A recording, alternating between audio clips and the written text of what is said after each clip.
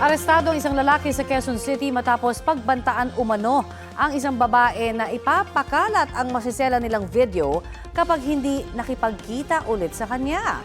Itinanggi ito ng suspect. Balitang hatid ni James Agustin.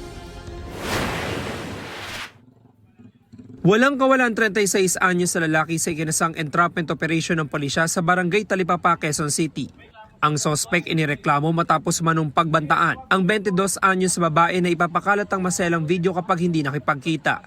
Ayon sa pulisya, nagkakilala ang biktima at sospek online. Nagpasya silang magkita noong July 18 at nagkaroon sila ng pagkakataong pumasok sa isang motel. Pagkatapos noon ay dinilit ng lalaki, ng suspect ang mga conversation nila. Mismong galing na rin sa biktima na meron ngang nangyari sa kanila noong sa una nilang pagkikita.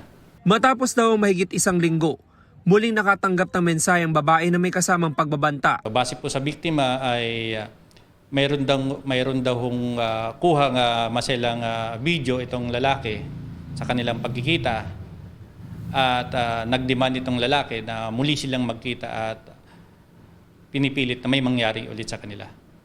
Doon na po pumunta sa aming istasyon yung babae at humingi ng tulong.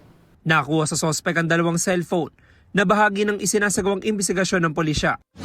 Nakakulong sa Talipapa Police Station ang sospek. Itinanggi niya ang aligasyon. Wala hong katotohanan po yun.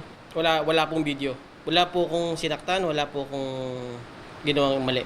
Sinampahan ng sospek ng mga reklamong grave coercion in relation to Cybercrime Prevention Act at paglabag sa Anti-Violence Against Women and Their Children Act.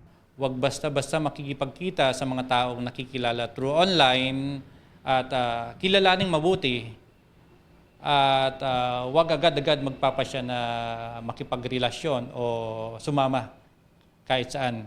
James Agustin, nagbabalita para sa GMA News.